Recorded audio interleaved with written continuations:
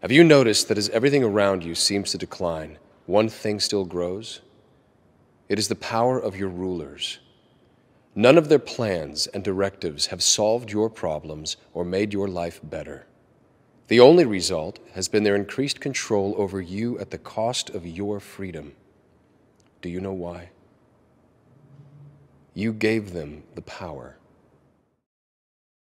Day, it's something new with these people in the Biden administration. I mean, they literally want to punish and control everybody that doesn't do what they want them to do. Here's the latest, all right? Do you know how many people I know, including vaccinated people that got COVID and were able to get an antibody treatment, and as a result of the antibody treatment, it kept them from getting really sick, it kept them from out of the hospital. In some cases, I believe, and I think their doctors believe, it may have saved their lives. I personally know dozens of people that have gone through that, including family members that went through that. And the numbers tell us thousands of people have benefited from it. And Florida, and rightfully so, has made it readily available for people to get these treatments. And you have to get it early. Well, now the Biden administration, because they don't like the way Florida is handling vaccines and not forcing people to do it, in states like Florida as well, now they've decided they're going to ration the antibody treatments. They're going to start rationing it. There's not a shortage. There isn't some crisis. But they've decided they're going to start rationing it. This reeks of politics. Let me tell you what this is. This is the Biden administration punishing Florida. And they're saying to Florida and states like Florida, oh yeah, you're not going to have mandates? You're not going to do what we want you to do? Well, then guess what? We're going to cut off your antibody treatment and your access to them. This is ridiculous. This is outrageous. People see it for what it is. These people are completely out of control. I don't know what we can do about it in Congress, but I'm going to start looking at it because this stuff needs to stop. These people are bordering now on tyranny, and it's outrageous. It has to stop. Of months. Speaking of the waning efficacy of vaccines, I do have another question about the president's COVID plan. He promised on September 9th that he was going to send 50% more supply of monoclonal antibodies to states. Yet, the Biden administration is cutting supplies in red states by 50%. So, for example, in Florida, they were expecting to get 70,000 doses this week, which they say they need. They're only getting 30,000 doses. And this is not just for unvaccinated people. In South Florida, half the people who are seeking this treatment are fully vaccinated. So why is the Biden administration cutting these supplies? That's not accurate. So let me give you the accurate information. First of all, we are increasing our distribution this month by 50%. In early August, we were distributing an average of 100,000 doses per week. Now we're shipping an average of 150,000 doses per week.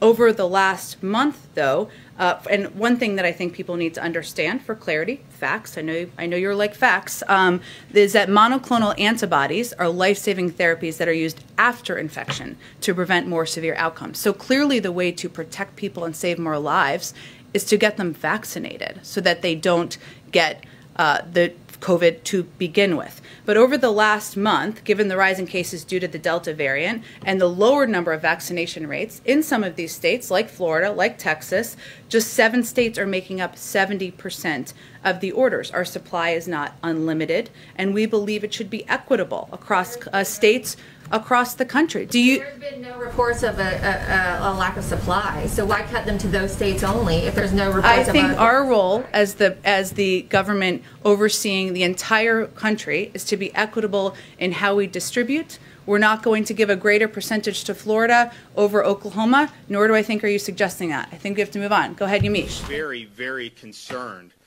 with the Biden administration and the HHS's recent abrupt, sudden announcement that they are going to dramatically cut the number of monoclonal antibodies that are going to be sent to the state of Florida. Just last week, on September 9th, President Joe Biden said that his administration would be increasing shipments of monoclonal antibodies in September by 50%. And yet, on September 13th, HHS announced that it was seizing control of the monoclonal antibody supply and that it would control distribution. And then on September 14th, the announcement was more than 50% of the monoclonal antibodies that had been used in Florida were going to be reduced. So this is a dramatic reduction. And I'd say it's doubly problematic because what Shane Strom and folks in Tampa General and these other hospital systems that have been doing this, they're not getting it from the state. They get it. It's drawn down from, it had been a Amerisource Burgeon, so they get that. And then when they need more, they request more, they do it. What the HHS and the Biden administration is now doing is they're saying that all of the reduced amount will go to the state, and we're responsible not only for sourcing our sites, which we're happy to do, but any infusion center, any provider, any hospital will have to come through the state. And to just spring this on us starting next week, we're going to have to do that. There's going to be a huge disruption, and patients are going to suffer as a result of this. And so we're going to work like hell to make sure that we can overcome the obstacles that HHS and the Biden administration are putting in us. They say they're cutting it because of equity. Well, look, the South has had higher prevalence this summer. That will shift, and then as more states and other parts of regions need it, we understand that. But part of the reason we've used a lot is because I have made it a priority in the state of Florida. It had not been a priority at the federal government level for months and months and months. We saw the need. We saw patients that were coming in. We saw a gap in understanding amongst the population. 100% of our population knew that there were vaccines. I would be willing to bet probably less than 10% had a firm understanding of monoclonal antibodies. So we saw that deficiency. We saw a lot of physicians didn't even know that this was an option, and so we acted. We were able to raise awareness, and we were able to expand access for people, which is very important. That should be celebrated. I mean, if we had sat on our hands, just think of all the 90+ thousand people that would not have gotten this treatment. Many thousands would have ended up in the hospital, and of course, some of them would have ended up dying. So it has saved lives here in the state of Florida, and the fact that we've led on this issue, I get people writing into my office from all these other states. Saw your press conference. I had no idea that this was something available. I'm trying to get it in my state. So the demand has increased because a lot of people didn't know this was out there, and now people far beyond Florida know that this is out there. So we're proud to have led on that. We think it's made a difference. We think it'll make a difference in these other states. But man, to just kind of pull the rug out from anyone a week after the president himself said they were going to be increasing the distributions by 50%, it's very, very problematic. What I am doing, though, is we're going to try to cover the bases. I had a call yesterday with GlaxoSmithKline executives about their new monoclonal antibody, how do you pronounce it?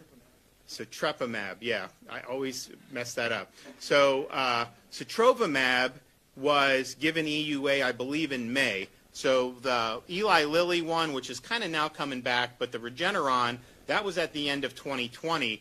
Sotrovimab was EUA in May.